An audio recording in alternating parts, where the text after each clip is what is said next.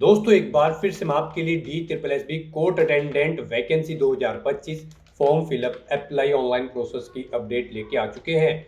किस तरह से आप court attendant, room attendant, security attendant के 334 खाली पदों के लिए अपने फॉर्म अप्लाई कर सकते हो, जो कि दिल्ली हाई कोर्ट के अंतर्गत निकले हुए हैं। स्टेप बाय स्टेप कंप्लीट जानकारी आपको इस वीडियो में दी जाएगी।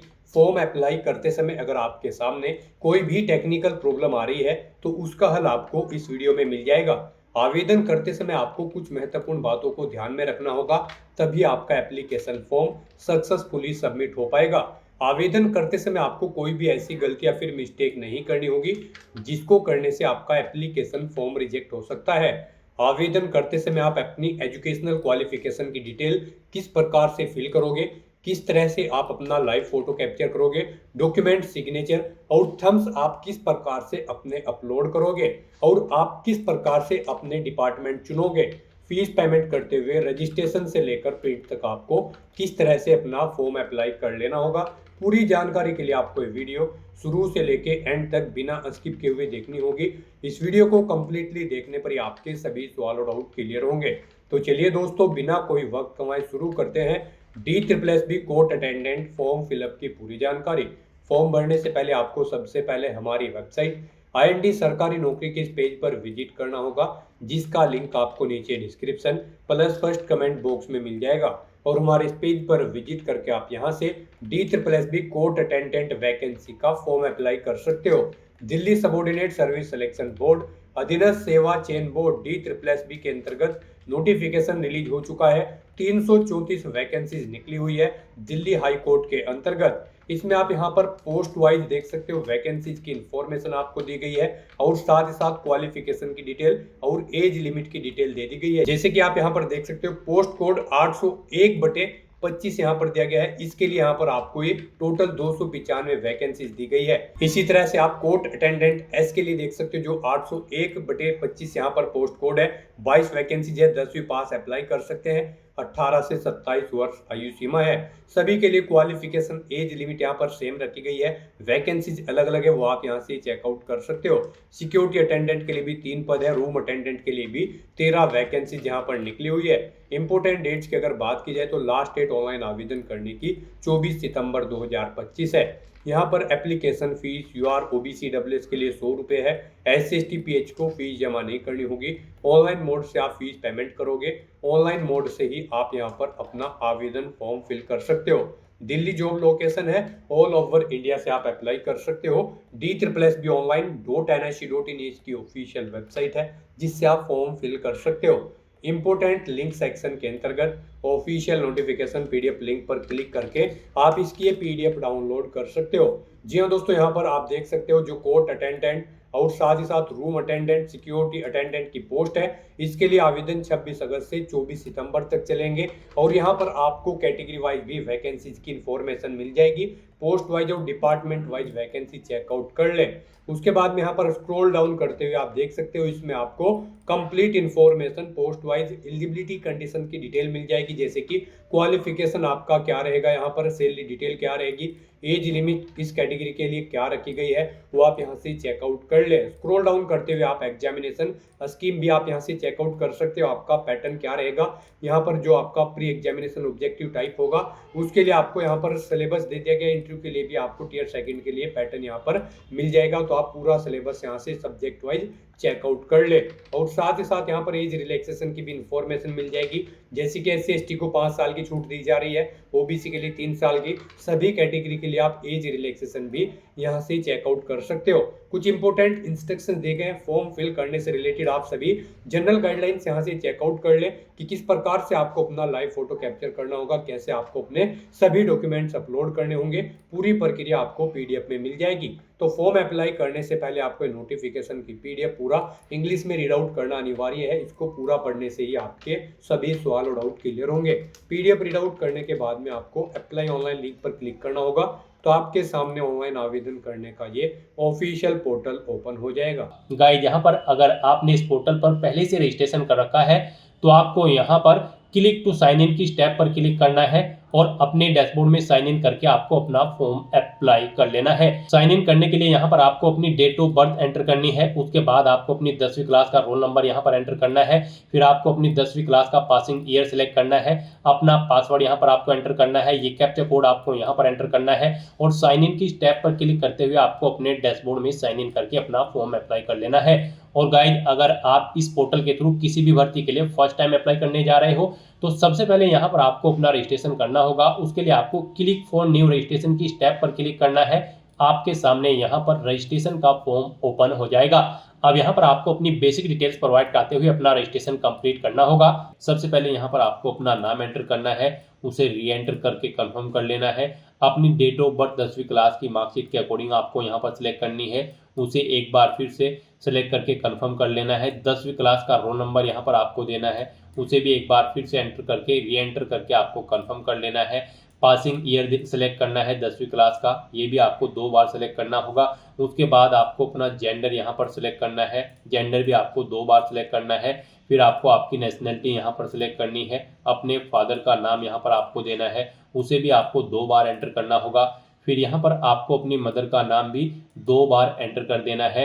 अगर आप मैरिड हो तो अपने हस्बैंड या फिर वाइफ का नाम यहाँ पर आप एंटर करें, 2 बार यहाँ पर आपको एंटर करना होगा। मोस्टली यहाँ पर आपको सभी चीज़ें 2 बार एंटर करनी है कंफर्मेशन के लिए। तो उसके बाद आपको फिर यहाँ पर अपना मोबाइल नंबर एंटर करना है, उसे एक बार फिर से एंटर करना है। ईमेल आईडी भी आपको यहाँ पर 2 बार एंटर करनी होगी।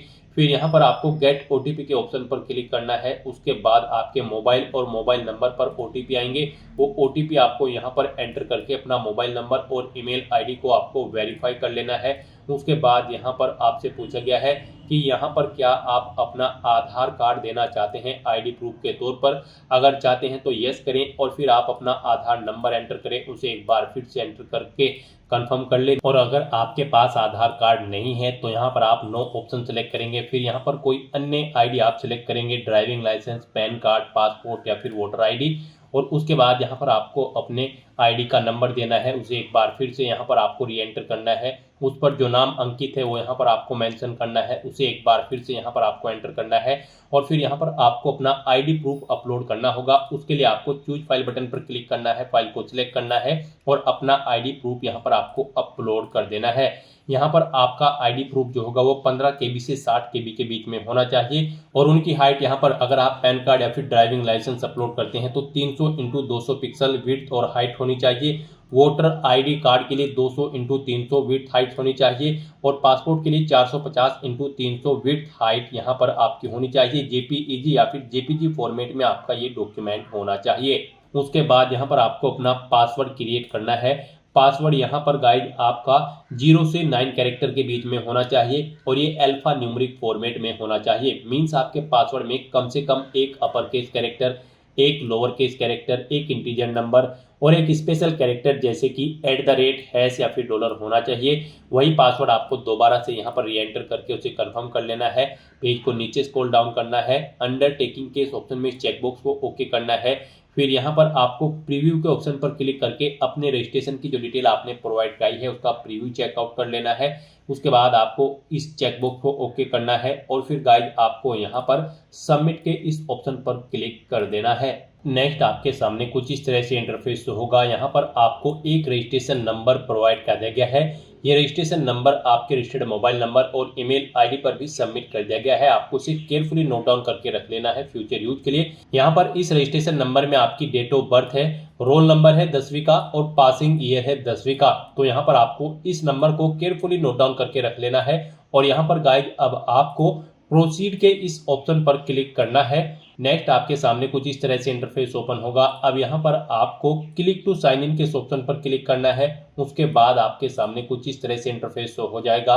अब यहाँ पर आपको अपनी डेट ऑफ बर्थ एंटर करनी है, पहले डे, फिर मंथ, फिर ईयर। फिर आपको अपनी 10वीं क्लास का रोल नंबर एंटर करना है। उसके बाद आपको पासिंग ईयर सिलेक्ट कर लेना है 10वीं क्लास का।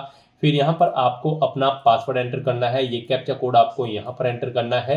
और उसके बाद गाइस आपको साइन इन के ऑप्शन पर क्लिक करते हुए अपने डैशबोर्ड में साइन इन कर लेना है। नेक्स्ट आपके सामने आपका डैशबोर्ड कुछ इस तरह से शो हो जाएगा। यहाँ पर आप अगर अपने नेम में, फादर नेम में या फिर आप अपनी मदर नेम में या फिर अपने हस्बैंड या फिर वाइफ के नेम में मॉडिफाई करना चाहते हैं तो आप मॉडिफाई कर सकते हैं। आप अपना मोबाइल नंबर या फिर ईमेल आईडी भी यहाँ पर मॉडिफाई के ऑप्शन पर क्लिक करके मॉडिफाई कर सकते हैं। नहीं तो यहाँ पर अब आपको अप्लाई फॉर न्यू एप्लीकेशन, आपको इस ऑप्शन पर क्लिक करना है। नेक्स्ट आपके सामने कुछ इस तरह से इंटरफेस शो होगा। अब यहाँ पर DSSB की करंट में जो भी भर्तियां चल रही हैं वो यहाँ पर आपको शो कर दी गई है। हम यहाँ पर आपको कोर्ट अटेंडेंट की पोस्ट के लिए अप्लाई करके दिखा रहे हैं। तो आपको इस पेज को नीचे स्क्रॉल डाउन करना है और यहाँ पर आपको पोस्ट कोड 801/2025 कोर्ट अटेंडेंट के सामने यहाँ पर अप्लाई नाउ के इस लिंक पर क्लिक करना है। इस भर्ती पर अप्लाई करने के लिए यह भर्ती यहाँ पर 26/8/2025 से स्टार्ट हुई है। लास्ट डेट इसकी 24 सितंबर 2025 है। एडवर्टाइजमेंट नंबर 3/2025 के तहत ये भर्ती होने जा रही है। तो कोर्ट अटेंडेंट की इस भर्ती पर अप्लाई करने के लिए आपको यहाँ पर अप्लाई नाउ के इस लिंक पर क्लिक करना है। नेक्स्ट आपके सामने कुछ इस तरह से इंटरफेस ओपन होगा। अब यहाँ पर आपको अपनी पर्सनल डिटेल देनी है।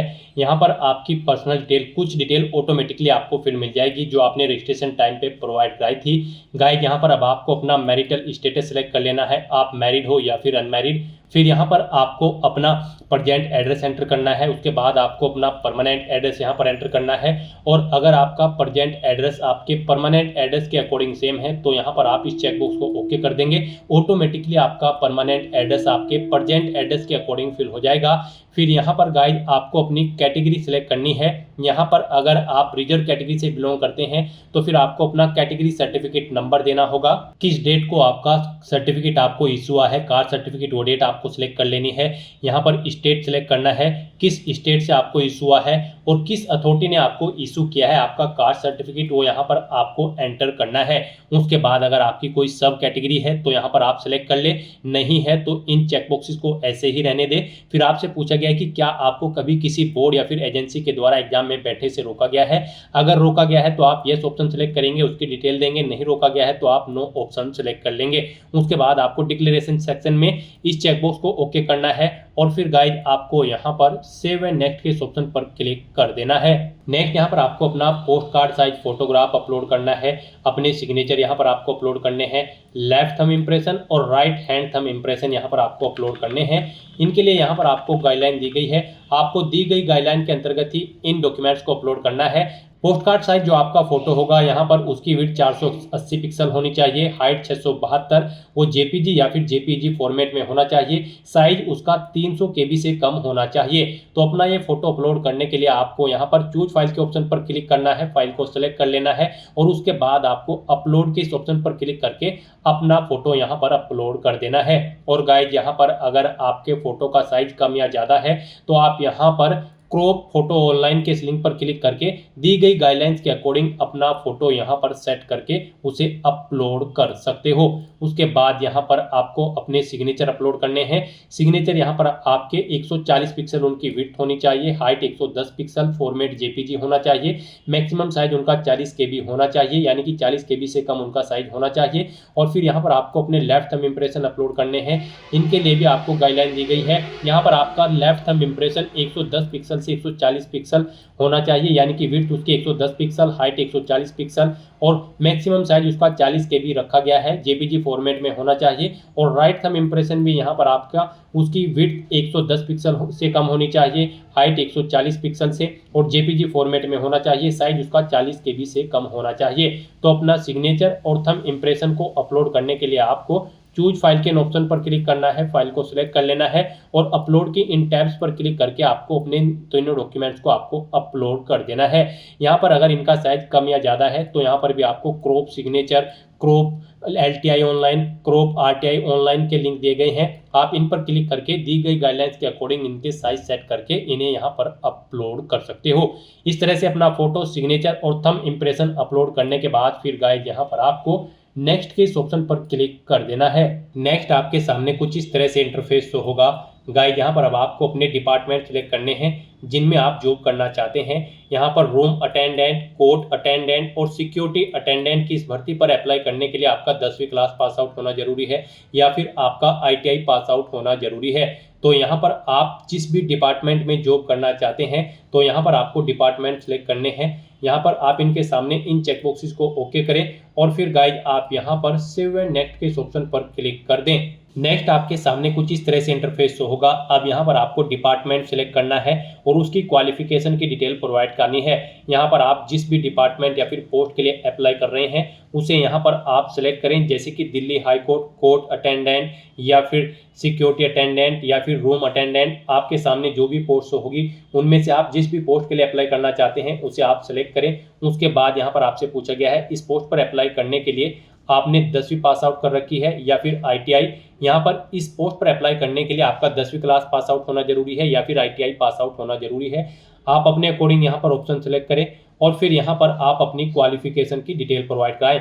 यहाँ पर अगर आपने मैट्रिकुलेशन पास आउट कर रखी है, उस बेस पर आप अप्लाई कर रहे हैं, तो सबसे पहले यहाँ पर आपको क्वालिफिकेशन सेलेक्ट कर लेनी है 10। उसके बाद यहाँ पर आपको अपनी डिसिप्लिन सेलेक्ट कर लेनी है, मैट्रिकुलेशन पास और इक्विवेलेंट फ्रॉम रिकॉग्नाइज्ड बोर्ड। फिर यहाँ पर आपको अपनी परसेंटेज देनी है 10वीं क्लास की, कितने % मार्क्स यहाँ पर आपने ऑब्टेन किए हैं।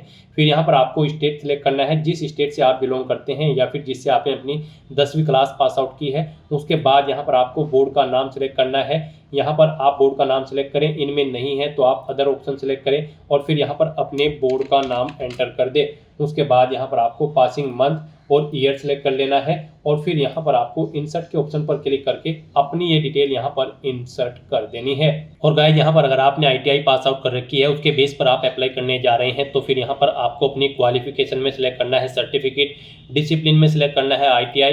फिर आपको अपनी मार्क्स की परसेंटेज यहाँ पर एंटर कर देनी है। उसके बाद आपको अपना स्टेट सेलेक्ट करना है जिससे आपने अपनी ITI पास आउट की है, बोर्ड या यूनिवर्सिटी सेलेक्ट कर लेनी है, इनमें नहीं है तो आप अदर ऑप्शन सेलेक्ट करें और उसके बाद यहाँ पर अपने बोर्ड या यूनिवर्सिटी का नाम एंटर कर दे, पासिंग मंथ और ईयर यहाँ पर आप सिलेक्ट करें और इंसर्ट के ऑप्शन पर क्लिक करके अपनी डिटेल यहाँ पर आप इंसर्ट कर दें। इंसर्ट के ऑप्शन पर क्लिक करते ही यहाँ पर आपकी डिटेल इंसर्ट हो जाएगी। इसके बाद अगर आपने कोई और क्वालिफिकेशन कर रखी है जैसे कि 12वीं, ग्रेजुएशन या फिर पोस्ट ग्रेजुएशन, तो उसकी डिटेल भी यहाँ पर आप प्रोवाइड कर सकते हैं। आपको ऐड के इस लिंक पर क्लिक करना है, सेम ऐसी ही एक और रो ऐड होगी और उसमें आप अपनी क्वालिफिकेशन की डिटेल सेम ऐसे ही प्रोवाइड कर सकते हैं। इस तरह से अपनी क्वालिफिकेशन की डिटेल यहाँ पर प्रोवाइड करने के बाद फिर आपको यहाँ पर do you want to finally save के इस ऑप्शन पर क्लिक करना है। इस तरह से यहाँ पर आपने पीछे जितने भी डिपार्टमेंट सेलेक्ट किए होंगे उन्हें आपको 1 बाय 1 करके यहाँ पर सेलेक्ट करके अपनी क्वालिफिकेशन की डिटेल प्रोवाइड करा देनी है। इस तरह से अपने सभी डिपार्टमेंट की क्वालिफिकेशन ऐड करने के बाद फिर आपको नेक्स्ट के ऑप्शन पर क्लिक करना है। नेक्स्ट आपको आपके एप्लीकेशन फॉर्म का पूरा प्रीव्यू शो कर दिया गया है। आपको सभी डिटेल केयरफुली चेकआउट करनी है, पेज को नीचे स्क्रॉल डाउन करना है। आप अपनी पर्सनल डिटेल एडिट करना चाहते हैं तो एडिट पर्सनल डिटेल के ऑप्शन पर क्लिक करके एडिट कर सकते हैं। फोटो, सिग्नेचर या फिर थंब इंप्रेशन एडिट करना चाहते हैं तो उन्हें आप एडिट कर सकते हैं। क्वालिफिकेशन एक्सपीरियंस भी आप यहाँ पर एडिट कर सकते हैं। और अगर सभी चीज़ें ओके हैं तो बस यहाँ पर आपको डिक्लेरेशन के इस चेकबॉक्स को ओके करना है, फिर आपको इस सेकंड चेकबॉक्स को ओके करना है और उसके बाद गाइस यहाँ पर आपको सबमिट फाइनल एप्लीकेशन के स्टेप पर क्लिक कर देना है। इस तरह से यहाँ पर आपका एप्लीकेशन फॉर्म सक्सेसफुली सबमिट हो जाएगा।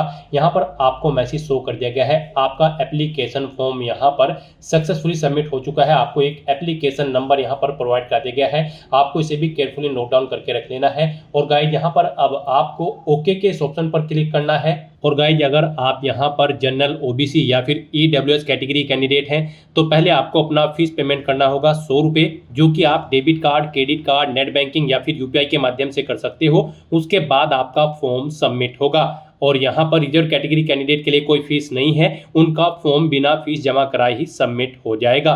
और फिर यहाँ पर आपको स्टेटस के इस टैब पर क्लिक करना है। उसके बाद आपके सामने यहाँ पर कुछ इस तरह से इंटरफेस होगा। यहाँ पर आप पोस्ट सेलेक्ट करें जिस पोस्ट के लिए आपने अप्लाई किया है, कोर्ट अटेंडेंट। उसके बाद यहाँ पर आपको सबमिट के इस ऑप्शन पर क्लिक करके अपने एप्लीकेशन फॉर्म का स्टेटस चेकआउट कर लेना है। और फिर गाइस यहाँ पर आपको अपने एप्लीकेशन फॉर्म का एक हार्ड कॉपी प्रिंट आउट ले लेना है। उसके लिए आपको प्रिंट एप्लीकेशन की स्टेप पर क्लिक करना है और उसके बाद गाइस यहाँ पर आपको पोस्ट सेलेक्ट करनी है, कोर्ट अटेंडेंट। उसके बाद आपको प्रिंट एप्लीकेशन के इस ऑप्शन पर क्लिक करते हुए अपने एप्लीकेशन फॉर्म का एक हार्ड कॉपी प्रिंट आउट ले लेना है, फ्यूचर यूज के लिए, फ्यूचर रेफरेंस के लिए।